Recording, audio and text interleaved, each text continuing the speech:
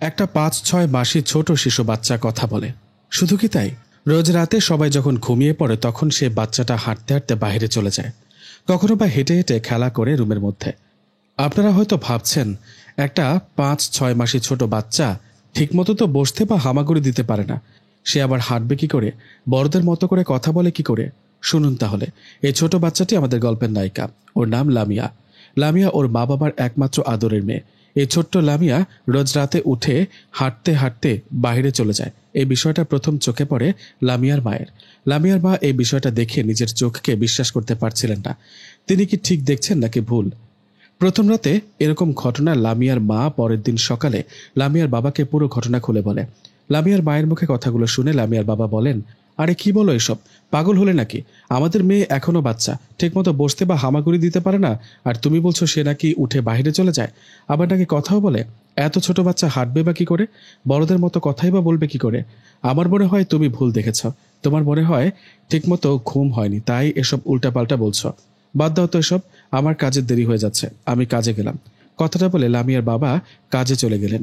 এদিকে লামিয়ার মা বোকার মতো দাঁড়িয়ে রইলেন। লামিয়ার বাবা যে ওনার কোনো কথায় কান দিল না, কোনো কথাই বিশ্বাস করল না। বিশ্বাস করবে বা কি করে? নিজের চোখে না দেখলে এমন কথা কেউ বিশ্বাস করবে না। যাই হোক, লামিয়া মা আর লামিয়ার বাবাকে এই ব্যাপারে দিনের বেলা কিছু বললেন না। সে রাতে খাওয়া দাওয়া শেষে সবাই যখন ঘুমিয়ে পড়েন, লামিয়ার মা তখন না ঘুমিয়ে ঘুমের ভান ধরে শুয়ে থাকেন। রাত ১২টা কি ১টা হবে। লামিয়ার মা দেখলেন পাশে ঘুমিয়ে থাকা লামিয়ার ঘুম ভেঙে গেল। ঘুম ভেঙে যাবার পর কান্নাও করছে না, অথচ আগে কিন্তু ঘুম ভেঙে গেলে কান্না করত। লামিয়ার মা চুপ করে শুয়ে আছেন, কোনো কথা বলছেন না। উনি দেখলেন আগের রাতের মতো এই রাতের তার পাশে থাকা ছোট্ট লামিয়া উঠে আস্তে আস্তে হেঁটে বাইরে চলে গেলেন। এই দৃশ্য দেখার পরে লামিয়ার মা আর এক মুহূর্ত দেরি না করে পাশে ঘুমিয়ে থাকা লামিয়ার বাবাকে ঘুম থেকে জাগিয়ে দিলেন। লামিয়ার মায়ের ডাকে ঘুম ভেঙে যাওয়ায় লামিয়ার বাবা বললেন, এই কি হলো, এত রাতে ডাকাডাকি করে আমার ঘুমটা ভেঙে দিলা কেন? লামিয়ার বাবার কথার জবাবে ওর মা বললেন, কেন ঘুম ভাঙিয়ে দিলাম দেখবা? তাকাও, তোমার পাশে তোমার মেয়ে ঘুমিয়েছিল না? ও কই? লামিয়ার মায়ের কথাগুলো শুনে ওর বাবা বলেন, আরে ঠিকই তো, লামিয়া কই, কোথায় ও? আমার মেয়ে আবার চুরি হয়ে যায়নি তো? উঠো, তাড়াতাড়ি লাইট জ্বালাও। লামিয়ার মা বলল, আরে আস্তে, চিৎকার করো না। তোমাকে সকালে কি বলেছিলাম মনে নেই? আমাদের এই ছোট্ট বাচ্চাটা যে হেঁটে হেঁটে বাহিরে যায় বিশ্বাস করছিল না। এখন তোমাকে তার প্রমাণ দিব। এখন শুয়ে পড়ো, আমিও শুয়ে পড়ি। তুমি এমনভাবে শুয়ে থাকবা যেন দেখে মনে হয় ঘুমাচ্ছ। লামিয়ার বাবা লামিয়ার মায়ের কথা শুনে বললেন, কিন্তু লামিয়া কোথায়, ওকে খুঁজতে হবে না? লামিয়ার মা বলল, আরে সেটাই দেখাবো তোমাকে, শুয়ে পড়ো তো আর দেখতে থাকো কাহিনী। লামিয়ার মায়ের কথায় ওর বাবা চুপ করে শুয়ে রইলেন। দুজনে চুপ করে শুয়ে থাকার পর একটু পর লামিয়ার মা বাবা দুজনেই দেখলেন তাদের ছোট্ট মেয়েটা বাইরে থেকে আবারও রুমের মধ্যে চলে আসলেন। রুমে এসে রুমের মধ্যে অদ্ভুত এক ভাষায় কথা বলতে লাগলেন। ছোট্ট লামিয়াকে দেখে তখন মনে হচ্ছিল ও কার সাথে যেন কথা বলছে, কিন্তু লামিয়া ছাড়া তো রুমে আর কাউকে দেখা যাচ্ছে না। এমন অবস্থায় ছোট্ট লামিয়া একটু পর এসে তার মা বাবার মাঝখানে ঘুমিয়ে পড়লেন। লামিয়া ঘুমিয়ে পড়ার সাথে সাথে ওর বাবা এক লাফে উঠে রুমের লাইটটা জ্বালিয়ে দিলেন। রুমের লাইটটা জ্বালিয়ে লামিয়ার মা বাবা দেখলেন লামিয়া ঠিক আগের মতো ঘুমাচ্ছে। ওকে দেখে মনে হয় না ও একটু আগে বাইরে গেছে। তাছাড়া এত তাড়াতাড়ি ঘুমালো কি করে? লামিয়ার এমন আচরণে ওর মা বাবা সে রাতে আর না ঘুমিয়ে জেগে কাটিয়ে দিলেন। পরের দিন সকালে লামিয়ার মা লামিয়ার বাবাকে বললেন, এই লামিয়ার বাবা, এখন কি করব? আমার কিন্তু বিষয়টা একদমই ভালো লাগছে না। লামিয়ার সাথে খারাপ কিছু ঘটার আগে সবাইকে বিষয়টা খুলে বলি। লামিয়ার বাবা বলল, না আজকে না, আজ কাউকে কিচ্ছু বলো না। আজ রাতে আমি দেখব আমাদের মেয়ে উঠে কোথায় যায়, বাইরে গিয়ে কি করে। তারপর কি করবা সেটা রাত হলে জানতে পারবে। এই বলে সেই দিনটা কোনোভাবে পার করে দিলেন লামিয়ার মা বাবা। রাতের বেলা কথা মতো ওরা দুজনে না ঘুমিয়ে চুপ করে শুয়ে রইল। আগের 2 রাতের মতো এই রাতেও লামিয়া বিছানা থেকে উঠে বাইরে চলে গেল। এখানে একটা অবাক করা বিষয় হলো, লামিয়া যখন উঠে দরজার কাছে যায় দরজাটা আপনা আপনি খুলে যায়, আবার ও যখন রুমে আসে তখন দরজাটা আপনা আপনি লেগে যায়। যাই হোক, লামিয়া বাহিরে যাবার সাথে সাথে ওর মা বাবা উঠে লামিয়ার পিছু নেন। লামিয়ার পিছু নিয়ে দুজনে দেখেন তাদের রুমের পিছনে একটা লিচু গাছের নিচে লামিয়া তার মতনই একটা ছোট্ট অবয়বের সাথে কথা বলছে। লামিয়ার মা বাবা দেখলেন সাদা জুব্বা পরিহিত একটা সুন্দর ফুটফুটে বাচ্চা রাতের অন্ধকারেও তার শরীর থেকে আলো বের হচ্ছে। এমন অবস্থা দেখে লামিয়ার মা বাবা বুঝতে পারেন বিষয়টা আসলে স্বাভাবিক কোনো বিষয় না। এমন দৃশ্য দেখে দুজন রুমে এসে মিছিমিছি আবারও ঘুমানোর ভান করেন। এদিকে কিছুক্ষণ পর লামিয়া আবারও রুমে এসে বিছানায় ঘুমিয়ে পড়েন। লামিয়া রুমে এসে ঘুমিয়ে পড়ার পর ওর মা বাবা উঠে রুমের লাইট জ্বালিয়ে বসে থাকেন। এভাবে রাতটা পার হয়ে সকাল হতেই লামিয়ার মা বাবা লামিয়াকে নিয়ে তাদের এলাকায় একজন নামকরা বড় হুজুরের কাছে যান। লামিয়ার মা বাবা বড় হুজুরের কাছে যেতেই সেই হুজুর লামিয়ার মা বাবাকে বলেন, কি মেয়ের বিষয়ে জানতে আসছেন তাই না? হুজুরের এমন কথায় লামিয়ার বাবা অবাক হয়ে বললেন, হ্যাঁ হুজুর, আপনি ঠিকই বলেছেন, কিন্তু আমরা তো আপনাকে কিছু বলিনি, আপনি বুঝলেন কি করে? হুজুর বলল, তোমরা যখন আমার বাড়ির দিকে আসছিলা তখনই আমার সাথে থাকা আমার অনুগত জিন তোমাদের মেয়ের ব্যাপারে বলেছে। আমি দুজন জিনকে পাঠিয়েছি তোমাদের মেয়ের ব্যাপারে জানতে। ওরা এখনই চলে আসবে হয়তো খবর নিয়ে। লামিয়ার বাবা বলল, হুজুর, আপনি তো সবই জেনে গেছেন, একটু ভালোভাবে খোঁজ নিয়ে দেখুন না। আমাদের মেয়েটা এখনো বাচ্চা, 5-6 মাস বয়স ওর। আর ও কিনা... একটু চুপ করো, জেনে আসছে। হুজুরের কথায় লামিয়ার বাবা চুপ করে রইলেন আর খেয়াল করে দেখলেন হুজুর কার সাথে যেন কথা বলছে। পাশে কাউকে দেখা যাচ্ছে না। যাই হোক, এভাবে 2-4 মিনিট কথা বলা শেষে হুজুর লামিয়ার মা বাবাকে বললেন, এখন বলো তোমরা কি জানতে চাও? হুজুরের কথায় লামিয়ার মা বাবা জানতে চান, হুজুর আগে আমাদের এটা বলেন, 6 মাসের শিশু বাচ্চা হাঁটাচলা করে কিভাবে, কিভাবে বা কথা বলে, আর রাত হলে বাইরে লিচু গাছের নিচে গিয়ে কার সাথে কথা বলে? লামিয়ার মা বাবার কথার জবাবে হুজুর বললেন, দেখো, এত ছোট শিশুর পক্ষে কোনোভাবে হাঁটাচলা বা কথা বলা সম্ভব না। আসলে তোমাদের বাচ্চা তো অবুঝ, ও তো কিছু জানে না। ও ইচ্ছে করে হাঁটে না, ওকে হাঁটানো হয়। ও কথা বলে না, ওকে কথা বলানো হয়। হুজুরের এমন অদ্ভুত কথায় লামিয়ার বাবা বলেন, কি বলেন? এসবের মানে কি হুজুর? আমাদের ব্যাপারটা একটু খুলে বলুন তো। হুজুর বলল, আসলে সত্যি বলতে তোমাদের মেয়ের শরীরে একটা পরি ভর করে, আর তখনই তোমাদের এই শিশু মেয়েটা হাঁটাচলা করে আর কথা বলে। লামিয়ার বাবা বলল, কি হুজুর, কি বলেন? পরি ভর করে মানে? এটা কি সত্যি হুজুর? হ্যাঁ, এটাই সত্যি। তবে আপনারা ভয় পাবেন না, আমি ব্যাপারটা খুলে বলি। আপনার ছোট মেয়েটার সাথে খেলা করে একটা পরীর ছেলে।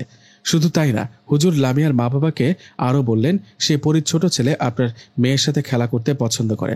আপনারা যখন রোজ রাতে ঘুমান তখন সে পরী এসে আপনার এই ছোট্ট মেয়ের শরীরে ভর করে আর তার ছেলের সাথে কথা বলে খেলা করে। ও, এই তাহলে ঘটনা। হুজুর, আপনি কিছু একটা করুন।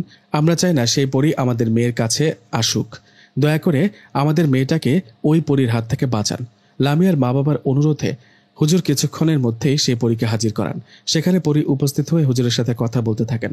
লামিয়ার মা বাবা সে পরীকে না দেখলেও তার কথাগুলো শুনতে পাচ্ছেন। ওরা পরীকে না দেখলেও হুজুর হয়তো ঠিকই দেখছেন। যাই হোক, হুজুর পরীকে সেখানে হাজির করে বললেন, আপনাকে এখানে হাজির করার একটাই উদ্দেশ্য। আপনি রোজ রাতে লামিয়া নামে যে ছোট্ট মেয়েটার শরীরে ভর করেন আর আপনার ছোট ছেলেটার সাথে খেলা করেন, ওটা তো ওর মা বাবা জেনে গেছে। ওনারা সবটা জানার পর আমার কাছে আসছে। লামিয়ার বাবা বা চান না আপনি ওনার মেয়ের কাছে আসুন। ওরা এই বিষয়টা নিয়ে খুবই চিন্তিত ও ভীত। হুজুরের কথায় সেই পরী বলে উঠলেন, কিন্তু আমি তো মেয়েটার কোনো ক্ষতি করিনি, কখনো করবও না। ওই মেয়েটার সাথে আমার ছোট্ট ছেলেটা খেলা করে, আমি সেজন্য রোজ রাতে মেয়েটার কাছে আসি।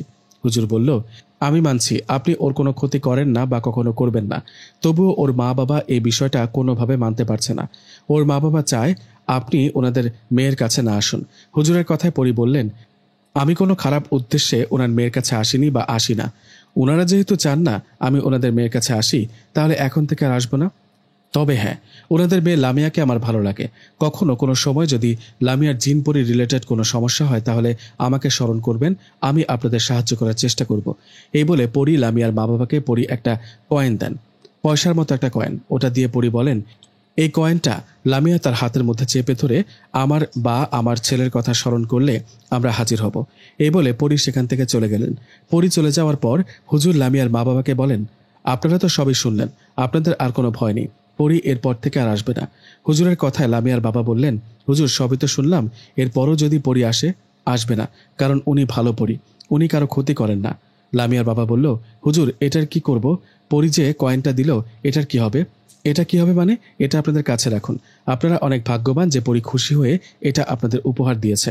কখনো লামিয়ার জিন পরী ঘটিত কোনো সমস্যায় পড়লে পরীকে স্মরণ করবে, পরী হাজির হবে আর চেষ্টা করবে সমস্যার সমাধান করার। হুজুরের মুখে কথাগুলো শুনে লামিয়ার মা বাবা বাড়িতে চলে গেলেন। এরপর থেকে লামিয়ার কাছে ওই পরী আর আসে না। এভাবে কেটে যায় 18 বছর। লামিয়ার বয়স তখন 18। লামিয়া সবকিছু বুঝতে শিখেছে, জানতে শিখেছে। আর সব থেকে মজার ব্যাপার হলো, লামিয়া বড় হবার পর ওর মা বাবার মুখে ছোটবেলার সেই পরীর ঘটনাটাও শুনেছে। ছোটবেলায় তার কাছে পরী আসতো, কথাটা এখন ভাবলে কেমন অদ্ভুত লাগে। এখন কেন জানি মনে হয়, ইস, এখন যদি আমার কাছে আসতো, ওনাকে দেখতাম, কথা বলতাম। পরীর কথা মনে হলে এভাবে ভাবনার মাঝে কেটে যায় লামিয়ার দিন। একদিন লামিয়া ওর কলেজের বন্ধুদের সাথে গল্পর এক ফাঁকে তার সাথে ঘটে যাওয়া এই পরীর ঘটনাটা ওদের খুলে বলে। লামিয়ার মুখে কথাগুলো শুনে সবাই হাসাহাসি করে বলে, তাই নাকি? তা লামিয়া, তোর সে ছোটবেলার জিন খেলার সাথী এখন আসে না? সে ছোট জিনটাও নিশ্চয়ই তোর মতো বড় হয়েছে, তাই না? সে তো আসবে তোর জীবনে তোর নায়ক হয়ে। আরে না, কি যে বলিস, আমার জীবনের নায়ক হতে যাবে কেন?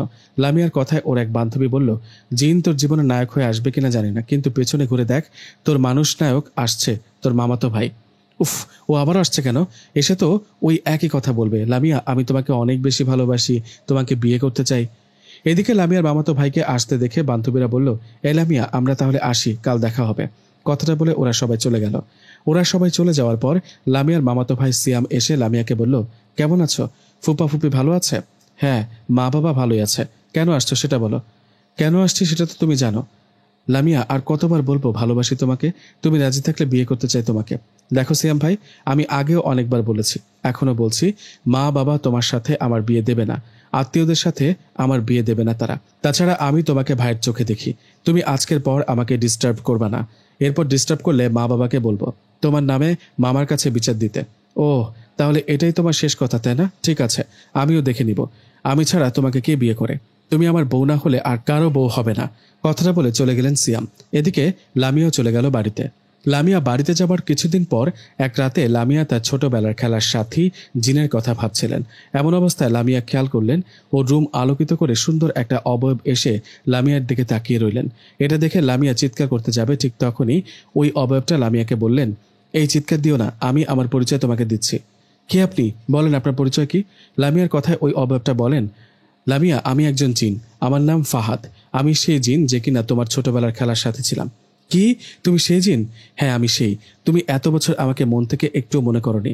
আমার কথা কি তোমার মা বাবার মুখে শোনোনি? শুনেছি, কিন্তু বিশ্বাসই হচ্ছে না। তুমি সেই? আমি তো বড় হবার পর কখনো এভাবে সামনাসামনি জিন দেখিনি।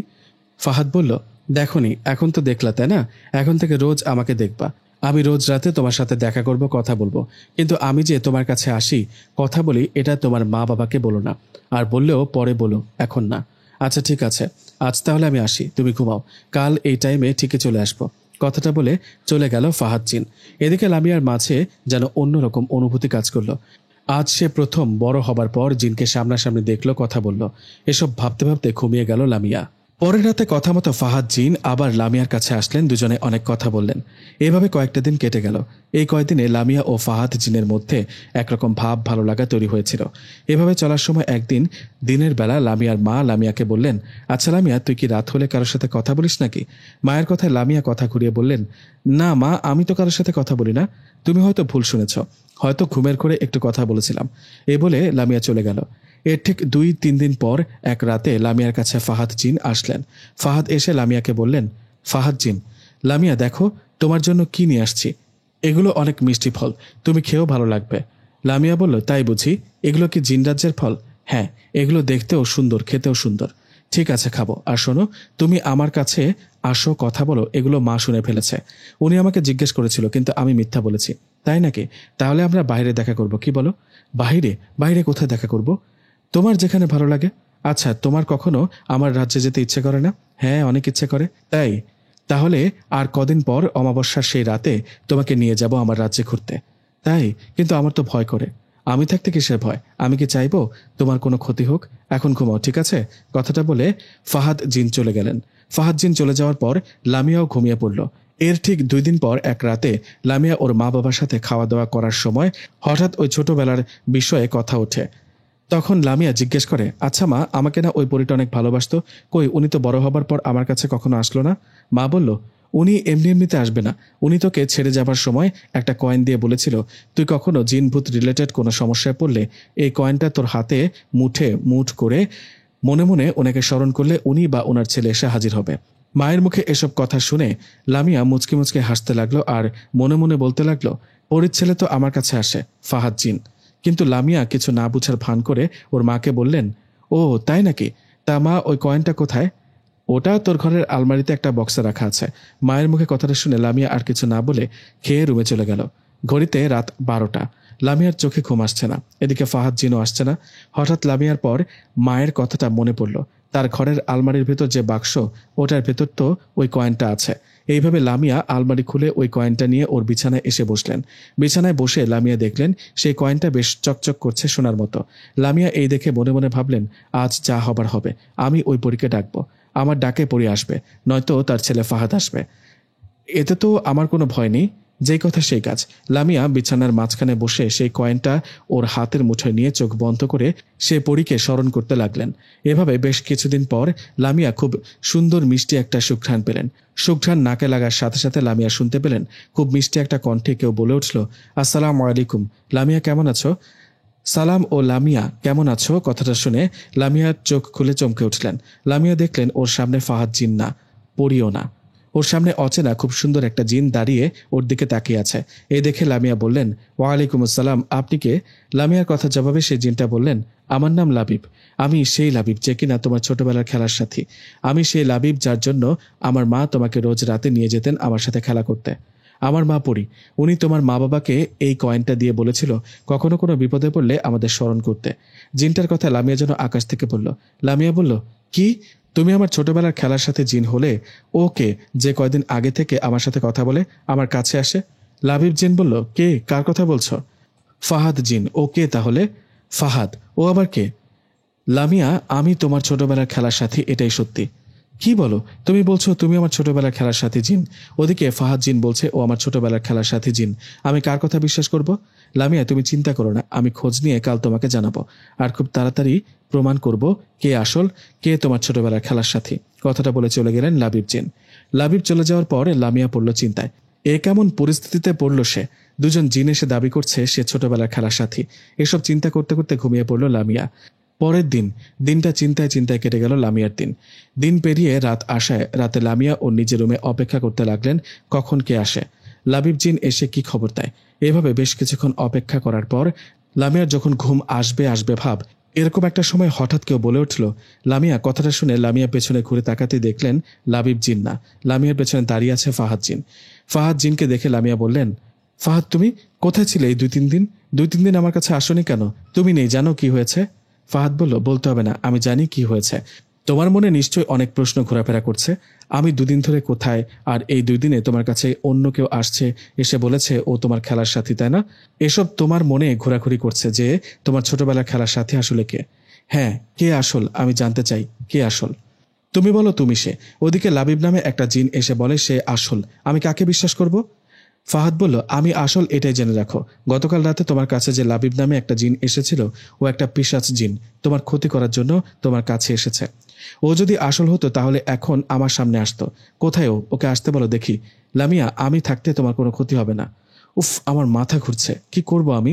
তুমি কেন মিছে মিছে চিন্তা করছো? আমি কতবার করে বললাম আমি তোমার ছোটবেলার খেলার সাথী জিন।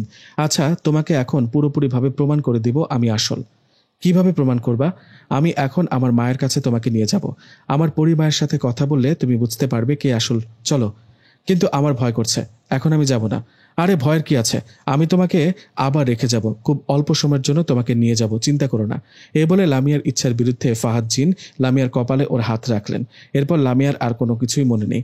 লামিয়ার যখন হুঁশ ফেরে তখন লামিয়া দেখেন সে খুব সুন্দর একটা অদ্ভুত জায়গায় বসে আছে। এদিকে ফাহাদ জিনও পাশে দাঁড়িয়ে। লামিয়ার হুঁশ ফেরায় আর ফাহাদকে দেখে ও বললেন, ফাহাদ, আমাকে কোথায় নিয়ে আসছো? এটা কোন জায়গা? জায়গাটা কেমন দেখে ভয়ঙ্কর লাগছে। তুমি না বলেছিলা তোমার মায়ের কাছে নিয়ে যাবা? কোথায় তোমার মা? লামিয়ার কথায় ফাহাদ জিন মুচকে একটা হাসি দিয়ে বলল, আমার মাকে খুঁজছো? আমার মা তো নেই, মামাতো ভাই আছে। মানে কি বলো? মামাতো ভাই মানে? মামাতো ভাই মানে বুঝো না? এখনই বুঝে যাবা।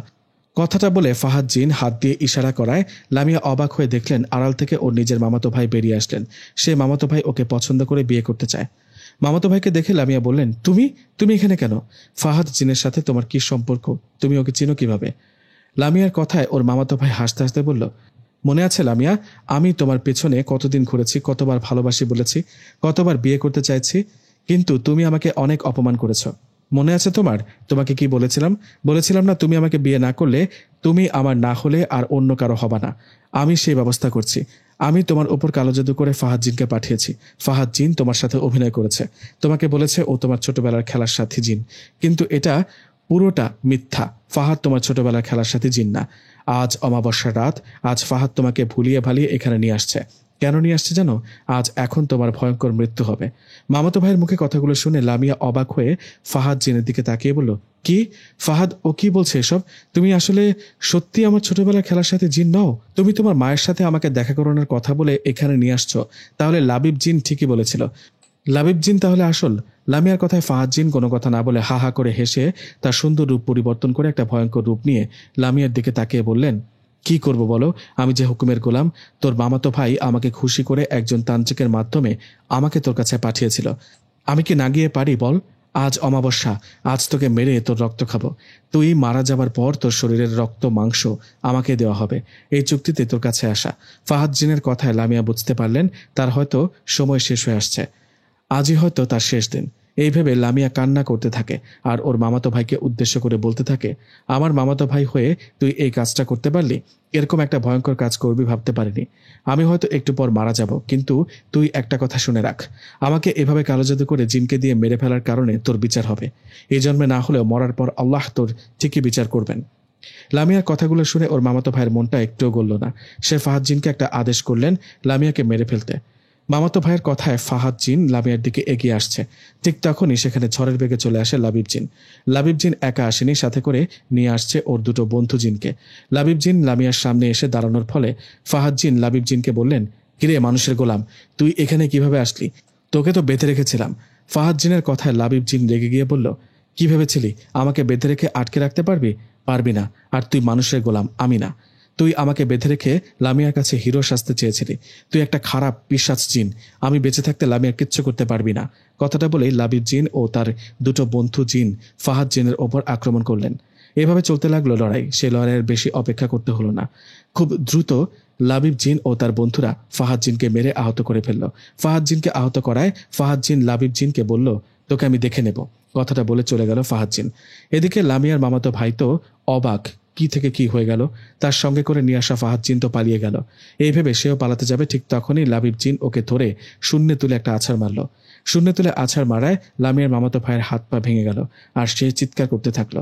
লামিয়ার মামাতো ভাইয়ের চিৎকার শুনে লাবিব জিন বলল, এই শোন, তুই লামিয়ার মামাতো ভাই, তাই ছেড়ে দিলাম, জানে মারলাম না। তুই যত তাড়াতাড়ি পারিস লামিয়ার উপর থেকে কালো জাদু তুলে নিবি। যদি না করিস তোকে মেরে ফেলবো। কথাটা বলে সেখান থেকে লামিয়াকে নিয়ে লাবিব জিন চলে যেতে লাগলো। এদিকে লামিয়া খুবই ভয়ের মধ্যে আছে। তার সাথে একটু আগে কি ঘটতে গিয়েছিল, কাকে ছোটবেলার খেলার সাথে জিন মনে করে কার কাছে আসছিল, এসব ভাবতে ভাবতে লামিয়ার মাথা ঘুরতে থাকে। এমন অবস্থায় লামিয়া লাবিব জিনকে বলেন, আমি বাড়ি যাব, আমার মাথা ঘুরছে, আমি বাড়ি যাব। লামিয়ার কথায় লাবিব জিন কোনো কথা না বাড়িয়ে লামিয়াকে বাড়িতে রেখে আসলো। লামিয়াকে বাড়িতে রেখে আসার পরের দিন লামিয়া ওর মা বাবাকে তার মামাতো ভাইয়ের সব কথা খুলে বলে। লামিয়া বলে ওর মামাতো ভাই কালো জাদু করে জিনকে দিয়ে ওকে মারতে চেয়েছিল। লামিয়ার মুখে কথাগুলো শোনার পর ওর মা বাবা রেগে গিয়ে বলল, কি, তোকে কালো জাদু করেছে? ওর এত বড় সাহস! আমি এক্ষুনি ওর কাছে যাচ্ছি। লামিয়া বলল, না বাবা, তুমি গিয়েও কোনো লাভ হবে না। ও ওর শাস্তি পেয়ে গেছে। লাবিব জিন ওর হাত পা ভেঙে দিয়েছে। লামিয়ার কাছে লাবিব জিন কথাটা শুনে ওর মা বাবা বলল, লাবিব জিন মানে? লাবিব জিন কে? তোর কাছে কিভাবে আসলো? মা, বাবা, আমি তোমাদের কাছে মিথ্যা বলবো না। আসলে তোমাদের মনে আছে ছোটবেলায় আমার কাছে একটা পরী আসতো। আমি সেই পরীর ছোট ছেলের সাথে খেলা করতাম, কথা বলতাম। সেই পরীর ছেলের নাম লাবিব। ও আমার কাছে আসছিল। লামিয়ার মুখে কথাগুলো শুনে ওর মা বাবা বললেন, আরে সর্বনাশ, লামিয়া, ওই পরীর ছেলে তোর কাছে আসে? কথাটা তুই আগে কেন বলিসনি আমাদের? মা বাবা, তোমরা মিছে মিছে ভয় পাচ্ছ। পরীর ছেলে লাবিব কিন্তু খারাপ না। ও আমার বা আমাদের কারো কোনো ক্ষতি করবে না। আমি দেখেছি ওকে, ওর সাথে কথা বলেছি। লামিয়ার কথাগুলো শুনে ওর মা বলল, তুই নিশ্চয়ই ওই কয়েনটা হাতে দিয়ে পরীকে স্মরণ করেছিস, নইলে পরীর ছেলে তোর কাছে আসতো না। দেখ মা, তুই আমাদের একমাত্র মেয়ে। তোকে নিয়ে আমাদের নানা চিন্তা হয়। দিনকাল তো ভালো না। তুই এমন কিছু করিস না যেটাতে আমাদের মান সম্মান নষ্ট হয়। যে কাজটা করলে আমরা কষ্ট পাই, তোকে হারিয়ে ফেলি। মায়ের কথাগুলো শুনে লামিয়া বলল, হ্যাঁ মা, বুঝতে পেরেছি। কথাটা বলে রুমে চলে গেলেন লামিয়া। এদিকে এই ঘটনার 2 দিন পর এক রাতে লাবিব জিনের কথায় ঘুম ভেঙে যায় লামিয়ার। লামিয়ার ঘুম ভেঙে যেতেই এদিক সেদিক আশেপাশে তাকিয়ে লাবিবকে বলে, আমি কোথায়? লাবিব, এটা কোন জায়গা? লাবিব বলল, তুমি চিনবা না, তোমাকে বাইরে নিয়ে আসছি কথা বলার জন্য। আমি কোনো কথা বলতে চাই না। লাবিব, আমাকে রেখে আসো। কেন? আমার সাথে কথা বলতে চাও না কেন? আমি এখন আর কাউকে বিশ্বাস করি না, তাই। লামিয়া, এত কিছু হবার পরও আমাকে বিশ্বাস করছো না? আমি আসল ফাহাদ নামে পিশাচ জিনকে তো তোমার সামনে মেরে তাড়িয়ে দিলাম। তবুও আমার মন এখন কাউকে বিশ্বাস করতে চায় না। আমি কি করব? এদিকে মা বাবাকে তোমার কথা বলায় ওনারা আমাকে অনেক কথা শুনিয়েছে।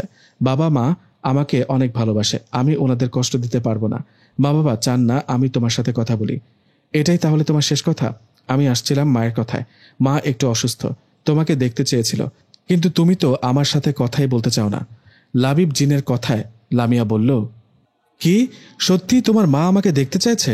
আমারও তো ওনাকে দেখার অনেক ইচ্ছে। আমি বড় হবার পর ওনাকে কখনো দেখিনি। কি আর করার, তোমাকে তো জোর করে নিয়ে যেতে পারি না। তুমি ইচ্ছে প্রকাশ করলে তবেই তোমাকে নিয়ে যাব। আবার ফাহাদ জিনের মতো মায়ের সাথে দেখা করাতে নিয়ে গিয়ে মেরে ফেলতে চাইবে না তো? আরে না, এমনটা কেন করতে যাব? ওকে, তোমাকে বিশ্বাস করলাম, তবে সকাল হবার আগেই আমাকে আমার রুমে রেখে যেতে হবে। ওকে ঠিক আছে, তাই হবে।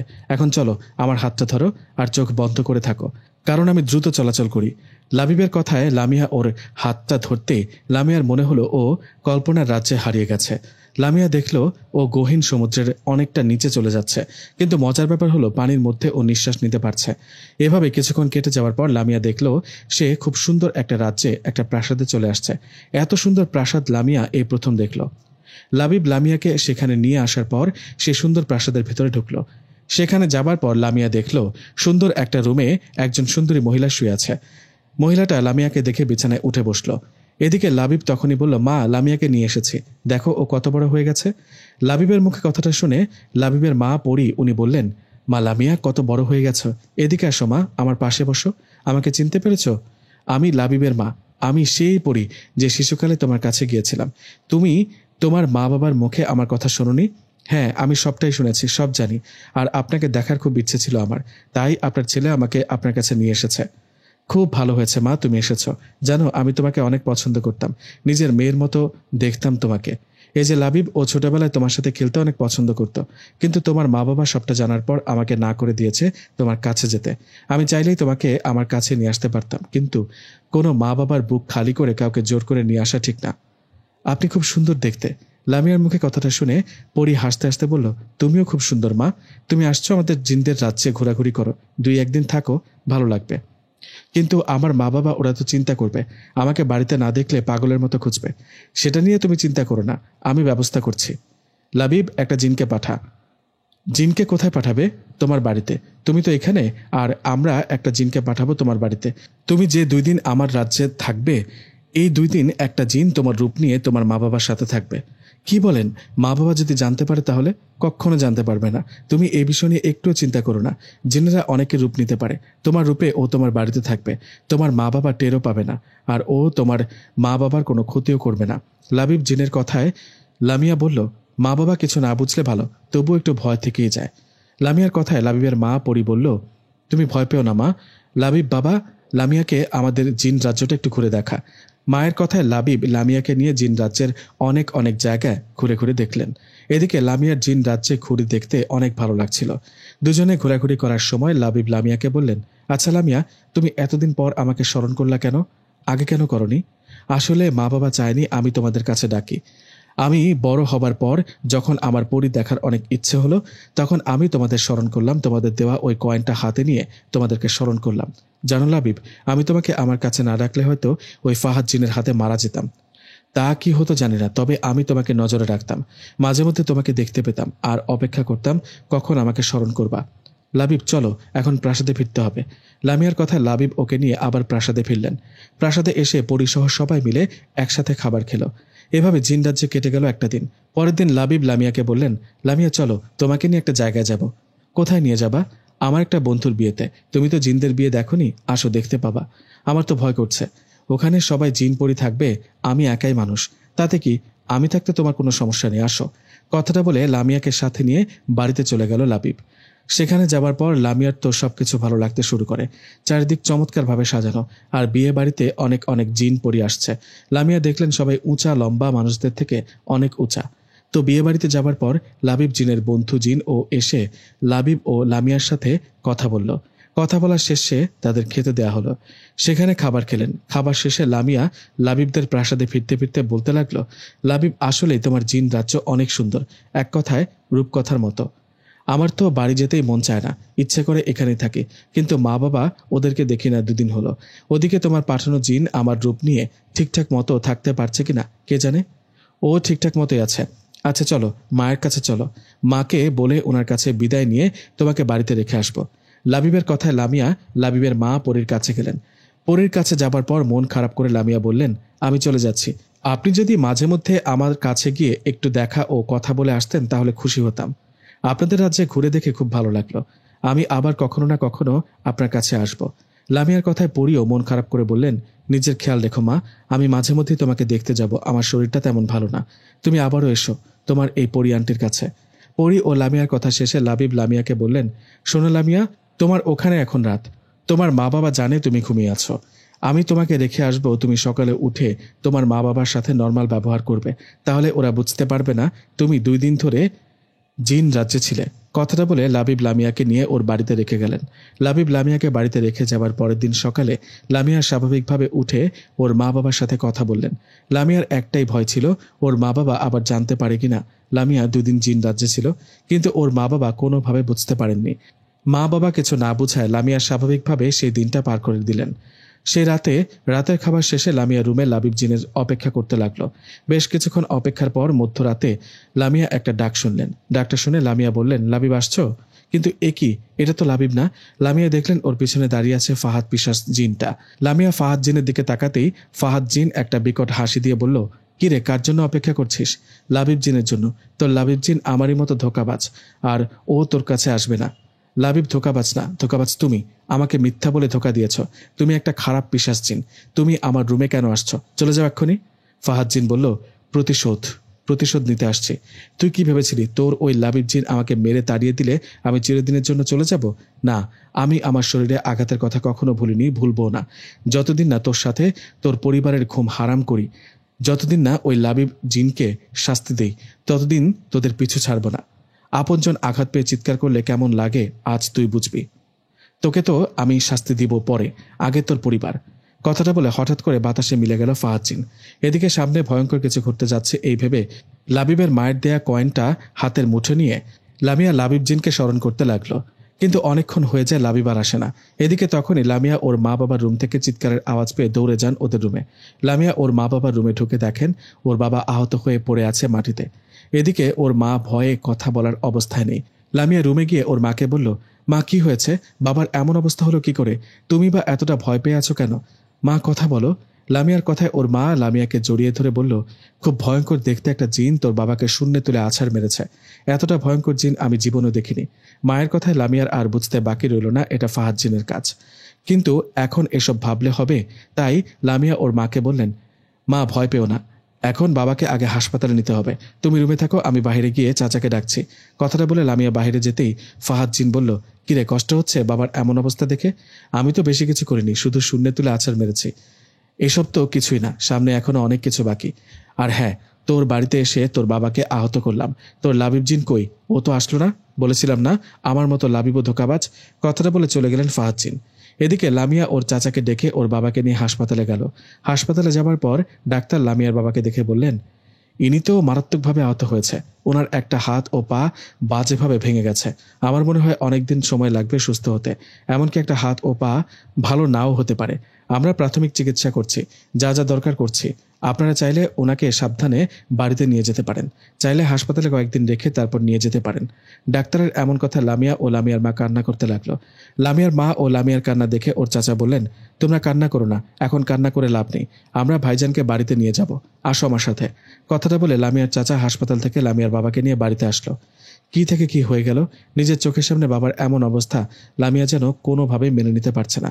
বাবার এমন অবস্থায় কেটে গেল 2টা দিন। এই 2 দিনে লামিয়ার কাছে লাবিব জিন আসেনি। লাবিব লামিয়ার কাছে না আসায় লামিয়া মনে মনে ভাবলেন, ফাহাদ কি তাহলে ঠিক বলল? লাবিব কি তাহলে একটা ধোঁকাবাজ? এসব ভাবতে ভাবতে দিনটা কেটে গেল। 2 দিন চলে যাবার পর 3 দিনের দিন রাতে লামিয়ার কাছে লাবিব জিন আসে। লাবিব জিন আসায় লামিয়া বলে, কেন আসছো? বলো কেন আসছো? তুমি একটা খারাপ জিন, তোমাকে স্মরণ করার পরও কেন আসনি? তুমি জানো ফাহাদ জিন এসে আমার বাবাকে আহত করেছে। কি যে একটা ভয়ঙ্কর সময় ছিল তখন। তুমি আমাকে বলেছিলে এই কয়েনটা হাতে নিয়ে তোমাকে স্মরণ করলে তুমি আসবা। তখন বিপদে পড়ে তোমাকে স্মরণ করেছি, চিৎকার করে ডেকেছি। কোথায় ছিলা তুমি? এই কি আমার প্রতি তোমার ভালোবাসা? তখন আসনি, এখন কেন আসছো? চলে যাও আমার চোখের সামনে থেকে, তোমাকে আর দেখতে চাই না। লামিয়ার কথায় লাবিব কোনো কথা না বলে চুপ করে রইল। লাবিবকে চুপ থাকতে দেখে লামিয়া বললেন, কি হলো, চুপ কেন? বোবা হলে নাকি? কথা বলো। তুমি আমার কাছে আসনি কেন? উত্তর দাও। লামিয়ার কথায় লাবিব মন খারাপ করে মাথা নিচু করে বললেন, আমার মা মারা গেছেন। কি? পরিমা মারা গেছে? কি বলো? লাবিব, সত্যি করে বলো আমায়। হ্যাঁ লামিয়া, আমার মা মারা গেছেন। মা অনেকদিন ধরে অসুস্থ ছিলেন। মা যে আমাকে এভাবে ছেড়ে চলে যাবে ভাবতে পারিনি। মা মারা যাবার ফলে আমি অনেক ভেঙে পড়েছি, তাই তোমার কাছে আসিনি। লাবিবের কথায় লামিয়া মনের অজান্তেই কান্না করতে লাগলো। এদিকে ঠিক তখনই লাবিব লামিয়ার কপালে হাত রাখতে লামিয়া বেহুশ হয়ে গেল। কিছুক্ষণ পর লামিয়ার যখন হুঁশ ফিরল তখন সে নিজেকে এক অজানায় দেখলেন। লামিয়া দেখলেন জঙ্গলের মতো একটা জায়গা, সেখানে বিশাল একটা গাছের নিচে একটা কবর। লাবিব লামিয়াকে সেই কবরটিকে দেখিয়ে বলল, ওই দেখো, এটা আমার মায়ের কবর। লাবিব ওর মায়ের কবর দেখিয়ে দেওয়ায় লামিয়া ওর মায়ের কবরের পাশে গিয়ে অনেক কান্না করতে লাগলো। লামিয়া যে পরীকে খুব ভালোবাসতেন, মায়ের চোখে দেখতেন। লামিয়ার কান্নায় লাবিব লামিয়াকে শান্ত করে পাশে একটা জায়গায় গিয়ে বসে লামিয়াকে বললেন, তোমার বাবার এমন অবস্থা কে করেছে? ফাহাদ, তাই না? হ্যাঁ ফাহাদ। ও আমার কাছে আসছে, আমাকে বলেছে আমারও ক্ষতি করবে, তার আগে আমার পরিবার ক্ষতি করবে।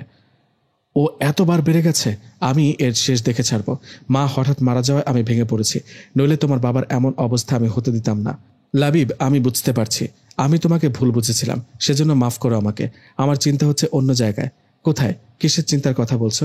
মা বাবা ফাহাদ জিনকে দেখে ফেলেছে। ফাহাদ মা বাবার সামনে ভয়ঙ্কর রূপে দেখেছে। এখন মা বাবা জিন পরি বিষয়ে কিছু শুনতে চান না, হোক সে ভালো বা খারাপ। মা বাবা তোমার বিষয়েও কিছু শুনতে চায় না। আমি যদি ওনাদের বলি আমি তোমাদের সাথে জিন রাজ্যে আসি, রাতে তোমার সাথে কথা বলি, তাহলে কি করবে বুঝতে পারছি না। লাবিব বলল, তোমার বাবা এখন অসুস্থ, তুমি এখন ওদের কিছু বলবে না। জানো লাবিব, তোমার মায়ের জন্য আমার অন্যরকম একটা মায়া কাজ করে। তোমরা জিন জাতি, তবুও আমার একবারও মনে হয় না সে কথা। তোমার মা এভাবে চলে যাবে সত্যিই ভাবিনি। কি করব বলো? মানুষ হোক বা জিন, সবাইকে একদিন মরতেই হবে। আমি যখন ছোট তখনই বাবাকে হারিয়েছি। বাবা মারা গেছে ছোটবেলায়, মা ছিল আমার সব, সেই মাকেও হারালাম। লাবিব, এসব বলো না, কষ্ট লাগে। চলো আমাকে নিয়ে আমার বাড়িতে চলো। এখনই যাবা? হ্যাঁ এখনই যাব। লামিয়ার কথায় লাবিব লামিয়াকে নিয়ে ওর বাড়িতে ওর রুমে আসলো। লামিয়াকে রুমে রেখে লাবিব যখন চলে যাবে ঠিক তখনই লামিয়া লাবিবকে বলল, লাবিব, তুমি কি আমাকে ভালোবাসো? কথাটা আগেও বলেছি, তুমি তো জানো আমি সত্যি তোমাকে পছন্দ করি, ভালোবাসি। কেন বাসো? এই ভালোবাসার পূর্ণতা কোথায়? আমার মা বাবা তোমাকে কখনো মেনে নিতে পারবে না। আমি জানি না সামনে কি হবে। লামিয়ার কথা লাবিব কিছু না বলে চুপ করে রইল। এটা দেখে লামিয়া বলল, এখন কোথায় যাবা? তোমার রাজ্যে ফিরে যাবা? না, রাজ্যে ফিরে গেলে মায়ের কথা বারবার মনে পড়ে। আমি তোমার বাড়ির আশপাশে কোনো গাছে থাকবো। আমার সাথে কথা বা দেখা করার ইচ্ছে হলে স্মরণ করো, আসবো। এই বলে লাবিব বাতাসে মিলে গেল। লাবিব চলে যাবার পর লামিয়া ঘুমিয়ে পড়ল। এই ঘটনার 2 দিন পর লামিয়ার বাবা যখন কিছুটা সুস্থ, তখন লামিয়ার বাবা লামিয়াকে পাশে ডাকলেন। বাবার ডাকে লামিয়া কাছে যেতেই ওর বাবা বললেন, মা লামিয়া, বেশ কিছুদিন ধরে আমি বেশি অসুস্থ থাকায় তোকে কিছু বলতে পারিনি। আমি অসুস্থ, আমাকে আঘাত করে অসুস্থ করেছে একটা ভয়ঙ্কর জিন।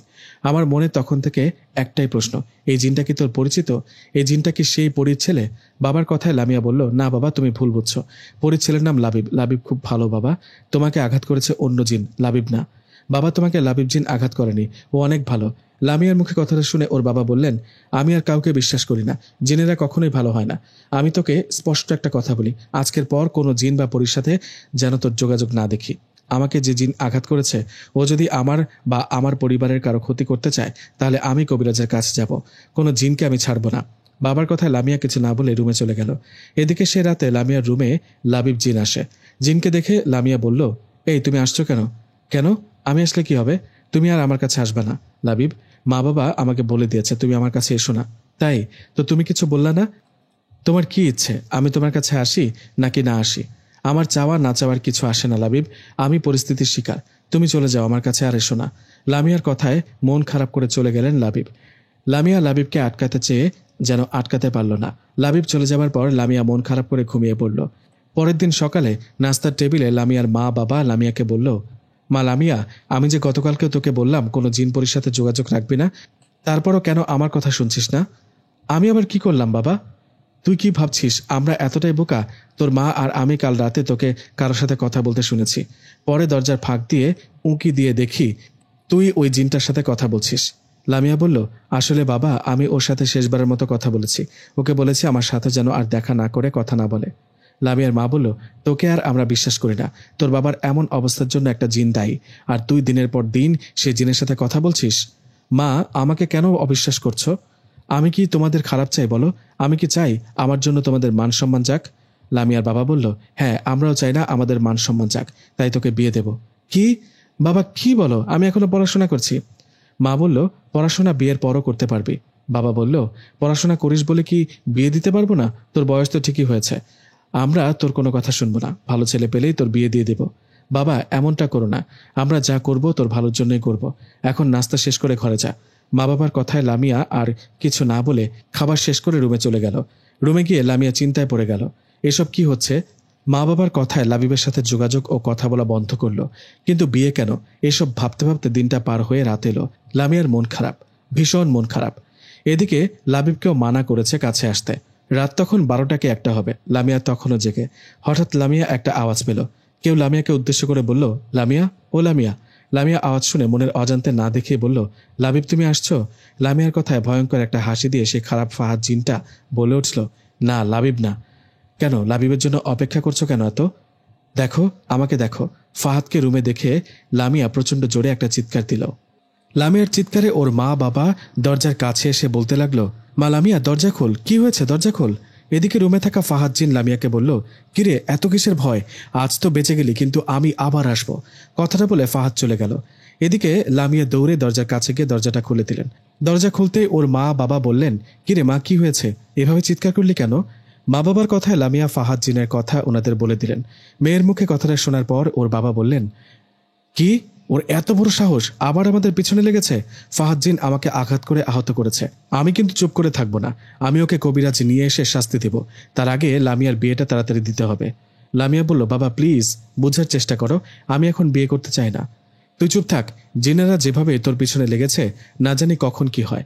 একবার তোর বিয়েটা হয়ে গেলে সব ঠিক হয়ে যাবে। আমি কাল সকালে ঘটক সাহেবের বাড়িতে যাব, তুই এখন ঘুমা। কথাটা বলে লামিয়ার মা বাবা চলে গেলেন। এদিকে লামিয়ার চিন্তা আরো বাড়িয়ে দিলেন। চিন্তায় চিন্তায় লামিয়া না ঘুমিয়ে রাতটা পার করে দিলেন। পরের দিন সকালে লামিয়ার বাবা ঠিকই ঘটক সাহেবের সাথে দেখা করতে চলে গেলেন। ঘটক সাহেবের সাথে দেখা করে লামিয়ার বাবা একেবারে দুপুরবেলা বাড়িতে ফিরে লামিয়া ও লামিয়ার মাকে উদ্দেশ্য করে বললেন, লামিয়ার মা, আমি তো ঘটক সাহেবের সাথে ছেলে দেখতে গিয়েছিলাম। দুটো ছেলে দেখিয়েছে, তার মধ্যে একটা ছেলেকে আমার পছন্দ হয়েছে। আমি ওদের লামিয়ার ছবি দেখিয়েছি, ওরাও লামিয়াকে পছন্দ করেছে।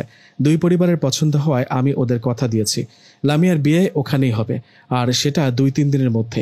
মা লামিয়া, এই যে নাম্বারটা ধর, এটা ওই ছেলের নাম্বার। ছেলেটা তোর সাথে আজ বিকেলে দেখা করে কথা বলতে চাইছে, তুই কথা বলে দেখা কর। 2 দিন পর তোদের বিয়ে, একে অপরকে দেখ, চেনাজানা করে নে। লামিয়া বলল, না বাবা, আমি এসব পারবো না। লামিয়ার কথায় ওর মা বলল, এই পারবি না কেন? যার সাথে তোর বিয়ে হবে তাকে ভালো করে চিনতে হবে না সে কেমন? নে নাম্বার নে, আর বিকেলে ছেলেটার সাথে দেখা করে যাস। মা বাবার কথায় লামিয়া না যেতে চাইলেও জোরপূর্বক তাকে যেতে হচ্ছে। সেদিন বিকেলে সেই ছেলেটার সাথে দেখা করার জন্য লামিয়া যাচ্ছিল। হঠাৎ পথে লাবিব জিন চলে এসে বলল, লামিয়া কোথায় যাচ্ছ? লাবিবের কথায় লামিয়া দাঁড়িয়ে বলল, আমার হবু বরের সাথে দেখা করতে যাচ্ছি। মানে কি বলো? হবু বর মানে? হবু বর মানে কি বুঝো না? মা বাবা আমার বিয়ে ঠিক করেছে, 2-3 দিনের মধ্যেই আমার বিয়ে হয়ে যাবে। তুমি আমাকে ভুলে যাও লাবিব। লাবিব বলল, লামিয়া, আমি তোমাকে অনেক ভালোবাসি। কিভাবে ভুলে যাব? তুমি বিয়েটা করো না। করতে না চাইলেও করতে হবে। মা বাবার মুখের উপর কিছু করতে পারবো না। আমাকে কি একটুও ভালোবাসো না? আমার প্রতি কি তোমার একটুও ভালোবাসা নেই? জানি না, শুধু জানি এটা যে তুমি আমাকে ভুলে যাও আর আমার কাছে এসো না। কথাটা বলে হাঁটতে লাগলো লামিয়া। এদিকে পেছনে দাঁড়িয়ে অপলক দৃষ্টিতে লামিয়ার দিকে তাকিয়ে রইল লাবিব জিন, কিন্তু লামিয়া আর পেছনে না ঘুরে সোজা চলে গেল সেই ছেলেটার সাথে দেখা করতে। যাই হোক, ছেলেটার সাথে দেখা শেষে সেই রাতে খাবার টেবিলে লামিয়ার বাবা লামিয়াকে বলল, কিরে, ছেলেটাকে কেমন দেখলি? জানি না। লামিয়ার মা বলল, কেন, তুই কি ওর সাথে কথা বলিসনি? বলেছি। মা, এসব বিষয়ে কথা বলো না তো, ভালো লাগছে না কিছু। তাহলে কি করব? আমি বিয়েটা ফাইনাল করে ফেলি? তোমাদের যা ভালো মনে হয় করো, আমি না বললেও তো শুনবে না, বলে আর কি লাভ। কথাটা বলে খাবার শেষে লামিয়া রুমে গিয়ে মন খারাপ করে ঘুমিয়ে পড়ল। পরের দিন সকালে লামিয়া ওর মায়ের কাছে জানতে পারলেন ওর বাবা ওই ছেলের সাথে ওর বিয়ে ঠিক করেছে, কালকেই বিয়ে। কথাটা শুনে লামিয়া যেন আরো বেশি ভেঙে পড়ল। কালকেই বিয়ে, জীবনে চেয়েছিল কাকে, আর পরিস্থিতির শিকার হয়ে বিয়ে করতে হচ্ছে কাকে? কালকে বিয়ে, চিন্তায় চিন্তায় সেই দিনটা পার হয়ে গেল লামিয়ার। রাতের বেলার ঘটনা, লামিয়া বসে বসে অপেক্ষা করছে লাবিব জিনের জন্য। লামিয়ার বিশ্বাস লাবিব আজ আসবেই। এভাবে বেশ কিছুক্ষণ অপেক্ষা করার পর লাবিব লামিয়ার কাছে আসার আগে ফাহাদ জিন লামিয়ার কাছে আসে। ফাহাদ এসে লামিয়াকে বলে, এই চিৎকার দিবি না, খবর পেলাম তোর নাকি বিয়ে। হ্যাঁ, আমার বিয়ে, তাতে তোর কি শুনি? তুই আমার ও আমার পরিবারের অনেক ক্ষতি করেছিস, চলে যা এখন। তুই বুঝি আমার কোনো ক্ষতি করিসনি? লাবিব ও তার বন্ধুদের দিয়ে আমাকে আঘাত করিয়েছিস, আমি সেই আঘাতের কথা এখনো ভুলিনি। তুই আসলে চাসটা কি? আমার মতো তোদেরও কষ্ট দিতে। কাল তোর বিয়ে, সবার মুখে হাসি থাকবে। আমি কাল আমার শেষ খেলাটা খেলবো, তুই ও তোর পরিবার রেডি থাকিস। এই বলতে না বলতে লাবিব জিন সেখানে আসলো। লাবিবকে দেখে ফাহাদ বলল, ওই যে আসছে মানুষের গোলাম, জিন হয়ে মানুষকে ভালোবাসে, তোকে তো আমি দেখে নিব। এই বলে ফাহাদ জিন সেখান থেকে চলে গেল। ফাহাদ চলে যাওয়ার পর লাবিব বলল, ও কেন আসছিল তোমার কাছে, আর এসে কি বলল? ওর কথা বাদ দাও, তুমি কেমন আছো? জানো লাবিব, কাল আমার বিয়ে। ও, আমার বিয়ে কথাটা শুনে চুপ হয়ে গেলে। কিছু বলছো না কেন? কি বলবো আমি, আমার যে কথা বলার ভাষা নেই। তোমাকে এতটা ভালোবেসেও পেলাম না লামিয়া। লামিয়া বলল, কি করবা বলো, আমার তো কিছু করার নেই। কাল তাহলে সত্যি বিয়ে করছো? হ্যাঁ, কাল তো বিয়ে, কিন্তু ফাহাদ জিন যা বলে গেল এখনো ভয় হচ্ছে, কি জানি বিয়েটা হয় কিনা। ফাহাদ কি বলেছে তোমাকে? হুমকি দিয়েছে তুমি ও তোমার বন্ধুরা ওকে আঘাত করে ও তোমাদের সাথে আমার ও আমার পরিবারের ওপর রেগে আছে, আমার ক্ষতি করবে এসব বলল। তাই না? তুমি চিন্তা করো না, আমি ওকে দেখছি। কাল ও তোমার কাছে আসতে পারবে না, কারণ কাল হবে ওর শেষ দিন। মানে কি বলো তুমি, কি করবা? ফাহাদ অনেক বার বেড়ে গেছে, ওকে তো এবার মেরেই ফেলবো। না লাবিব, ও অনেক খারাপ, তোমার ক্ষতি করতে পারে। আমাকে নিয়ে তোমার ভাবতে হবে না। আপন বলতে মা ছিল, সে মাকে হারিয়েছে কিছুদিন হলো। মাকে হারিয়ে তোমাকে আপন ভাবতে শুরু করলাম, সে তুমিও আমাকে ছেড়ে চলে যাবা, অন্য কাউকে বিয়ে করবা। তোমার কাছে এসে তোমাকে না দেখলে আমার খুব কষ্ট হবে, বুঝলা? লামিয়া, অনেক ভালোবাসি তোমায়, সবসময় ভালো থেকো, হাসি খুশি থেকো, নামাজ পড়ে আমার মায়ের জন্য দোয়া করো। কথাটা বলে চলে গেলেন লাবিব জিন। এদিকে এত এত কষ্টের কথা বলে লাবিব চলে যাওয়ার পরও লামিয়ার মন খারাপ হলো না। একবারের জন্য লাবিব জিনকে ডাকলো না। কেন জানেন? শোনেন আসল কাহিনী। আসলে কাল লামিয়ার বিয়ে নয়, লামিয়ার মা বাবা লামিয়াকে ঠিকই বিয়ে দিতে চাইছিলেন, কিন্তু লামিয়া ওর মা বাবাকে অনেক অনুরোধ করায়, লাবিবের সম্পর্কে সব কথা খুলে বলায় লামিয়ার মা বাবা লামিয়ার বিয়ে ভেঙে দেন। লামিয়ার মা বাবা লাবিবকে মেনে নিয়েছে, কিন্তু এটা লাবিব এখনো জানে না। লামিয়া ইচ্ছে করে লাবিবকে মিথ্যা বলেছে, কারণ লামিয়া চায় কাল ওকে সারপ্রাইজ দিতে। লাবিবের মতো লামিয়াও যে লাবিবকে অনেকটা ভালোবাসে সেটা বলতে। সারপ্রাইজ দিবে বলে এত অভিনয়। যাই হোক, লাবিব চলে যাওয়ার পর লামিয়া খুশি মনে ঘুমিয়ে পড়লেন, কেননা কাল যে লাবিবকে সারপ্রাইজ দিবে, ওর ভালোবাসার কথা খুলে বলবে। পরের দিন সকালে লামিয়ার ঘুম থেকে উঠল খুব আনন্দ নিয়ে। এদিকে ঘুম থেকে উঠে নাস্তা করার সময় লামিয়ার মা বললেন, কিরে মা, আজ এত খুশি খুশি লাগছে যে? কারণ লাবিবকে আজ সারপ্রাইজ দিব তাই। হো হো, তাই বল। লাবিব আসলেই ভালো, ওর মা পরি উনিও ভালো ছিল। তুই যখন ছোট তখন ওরা তোর কাছে আসায় আমরা খুশি ছিলাম না, আমাদের এক কথায় তোকে ছেড়ে চলে গিয়েছিল ওরা। কোনো খারাপ জিন বা পরি হলে ছাড়তেই চেত না। হ্যাঁ মা, আসলেই। জানো মা, লাবিবের খুব মন খারাপ, কারণ ও তো জানে না যে আজ আমার বিয়ে না। আমি ওকে সারপ্রাইজ দেবার জন্য ওকে মিথ্যা বলেছি আজ আমার বিয়ে। মা বলল, মিছে মিছে কেন ওকে মিথ্যা বলতে গেলি? তোর আর লাবিবের জন্য তো আমরা তোর বিয়ে ভেঙে দিয়েছি, এখন তোর বিয়ে দিব না সেই ডিসিশন নিয়েছি। তা যাই হোক, আচ্ছা ওই ভয়ঙ্কর জিনটার কি খবর? ও তো আমাদের পরিবারের সাথে লেগে আছে, ওর জন্য তো রাতে ভয়ে ভয়ে থাকি। ফাহাদ জিনের কথা বলছো? ওকে নিয়ে চিন্তা করো না, লাবিব কাল রাতে আমাকে বলেছিল আজ ফাহাদ জিনের সাথে যুদ্ধ করে মেরে ফেলবে। তাই নাকি? চিন্তার বিষয় তো। কেন এসব করতে গেল?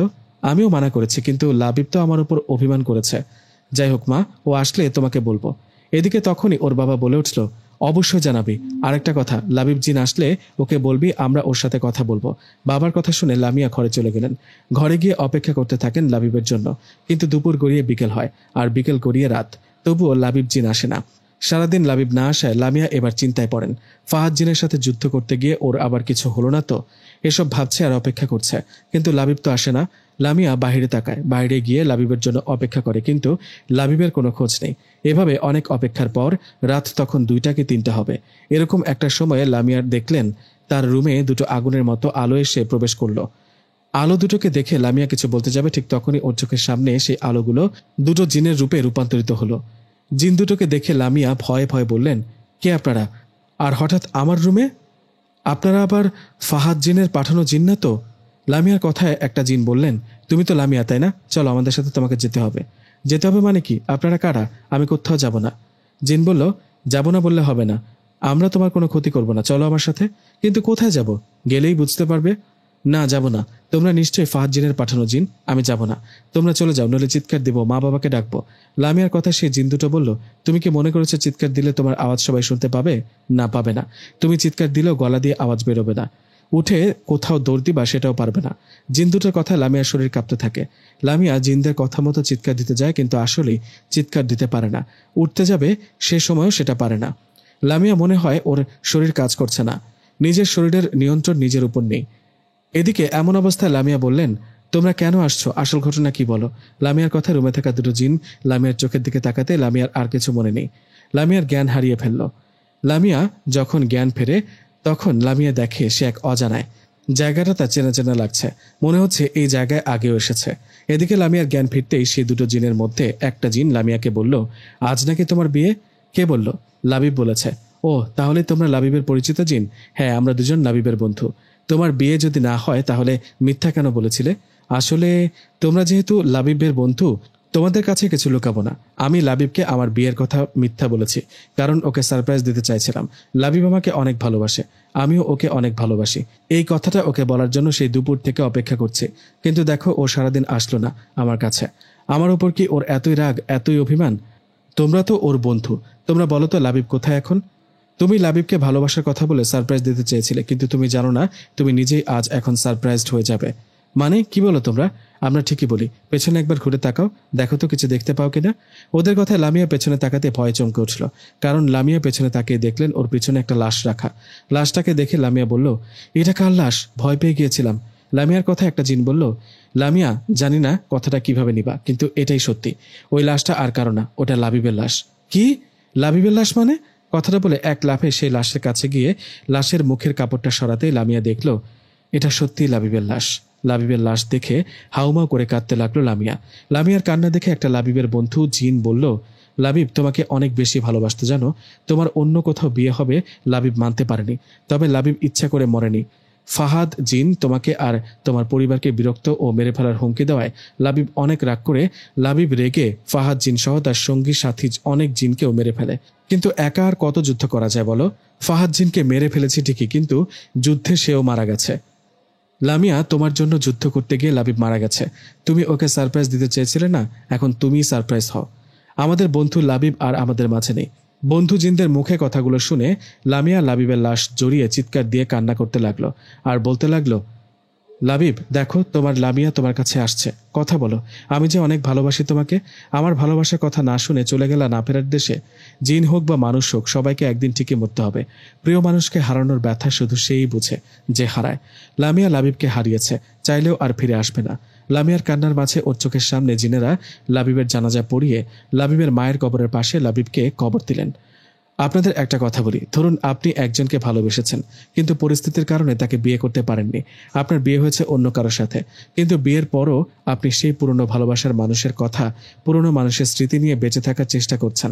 কিন্তু আপনি কি একবারও ভেবেছেন আপনি আপনার পুরনো ভালোবাসার মানুষের কথা ভেবে দিন পার করছেন?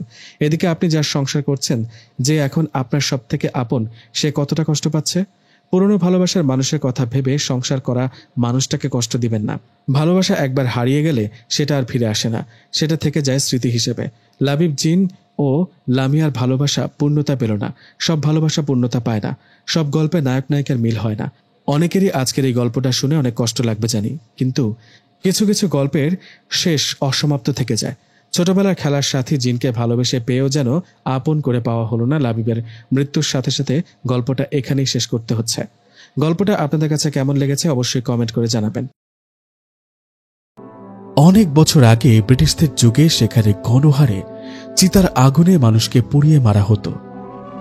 সেই থেকে সেই জায়গার নাম রাখা হয় চিতাপুর। গ্রামে যেখানে প্রায় শতাধিক বছর ধরে কোনো ধরনের ঘটনা ঘটেনি, গ্রামবাসীরা শান্ত ও সুখী ছিল। কিন্তু একদিন গ্রামে আগমন ঘটে এক রহস্যময় বিদেশি পর্যটকের, যার নাম জন। জন গ্রামে আসার পর থেকেই গ্রামের পরিবেশ পরিবর্তন হতে শুরু করে। প্রতিদিন নতুন নতুন অদ্ভুত ঘটনা ঘটতে থাকে। মাছের অস্বাভাবিক আচরণ, রাতে অদৃশ্য শক্তির উপস্থিতি, জীবজন্তুর অস্বাভাবিক শব্দ, দূর থেকে ভেসে আসা শব্দ এবং গ্রামের মানুষজনের মাঝে অস্থিরতা। চিতাপুর একটি শান্ত এবং সুন্দর গ্রাম। এখানকার বাসিন্দারা তাদের সাদা সিধা জীবনযাপন এবং কৃষি কাজে ব্যস্ত থাকে। গ্রামে প্রকৃতির সৌন্দর্য এবং ধর্মীয় আচার অনুষ্ঠান মেনে চলা হয়। কিন্তু একদিন চিতাপুর গ্রামবাসীদের জীবন এক ভয়ানক বিপর্যয়ের সম্মুখীন হয়, যা ছিল এক মাছ খেকো পিশাচ জিনের দখলে। এই মাছ খেকো পিশাচ জিন ছিল এক ধরনের অশুভ আত্মা, যা সাধারণত জলাশয় বা মাছের অভয়ারণ্যের আশেপাশে বাস করে। তার প্রধান বৈশিষ্ট্য ছিল মাছের প্রতি গভীর আকর্ষণ এবং মানুষদের মধ্যে ভীতি ছড়ানো। চিতাপুর গ্রামের পাশে একটি বড় পুকুর ছিল, যেখানে প্রচুর মাছ বাস করত। সেই পুকুর ছিল গ্রামবাসীদের প্রধান মৎস্য উৎস এবং তাদের জীবিকার এক অবিচ্ছেদ্য অংশ। একদিন পুকুরের পানি অস্বাভাবিকভাবে কমতে শুরু করে এবং মাছের সংখ্যা কমতে থাকে। প্রথমে গ্রামবাসীরা বিষয়টিকে প্রকৃতির কোনো অস্বাভাবিক পরিবর্তন বলে মনে করেছিল, কিন্তু দ্রুত তারা বুঝতে পারল যে এই সংকটের পেছনে কিছু অন্য রহস্যময় ঘটনা ঘটেছে। গ্রামবাসীদের মধ্যে গুজব উঠতে শুরু করল যে পুকুরে কোনো অশুভ শক্তির প্রবেশ ঘটেছে। গ্রামে বেশিরভাগ মানুষের ছিল পুকুর ভরা মাছ, কিন্তু দিন দিন সে মাছগুলোর পরিমাণ কমতে শুরু করল। গ্রামবাসীরা ধীরে ধীরে বুঝতে পারে যে তাদের গ্রামে একটি মাছ খেকো পিশাচ বাস করে। পিশাচটি মাছ খেয়ে তাদের আতঙ্কিত করে তুলেছে এবং মাঝে মাঝে তাদের মাঝে অদৃশ্যভাবে আক্রমণ করছে। গ্রামের পুরনো মানুষরা জানায় এই ধরনের পিশাচের ইতিহাস বহু পুরনো। প্রতিদিন 2 থেকে 4 জন ছোট ছোট ছেলে মেয়েদেরও পাওয়া যাচ্ছে না সঠিক সময়ে। গ্রামবাসীরা বুঝতে পারল যে পুকুরের মাছগুলি রাতের অন্ধকারে হঠাৎ করে অদৃশ্য হয়ে যাচ্ছে। মাছ ধরা, যা তাদের জীবিকার অন্যতম মাধ্যম ছিল, তা ক্রমেই অসম্ভব হয়ে পড়ছে।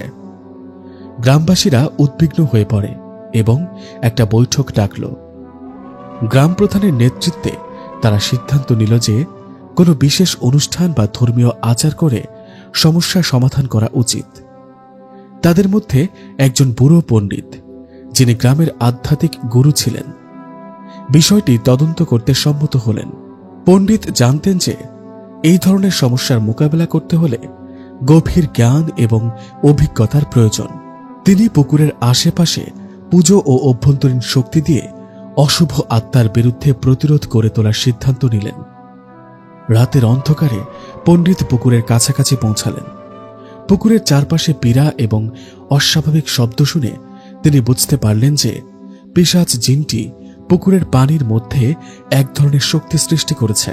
পণ্ডিত মন্ত্র পাঠ করতে শুরু করেন এবং এক বিশেষ মন্ত্র উচ্চারণ করেন, যা পিশাচ জিনকে সন্ত্রস্ত করে দিতে পারে।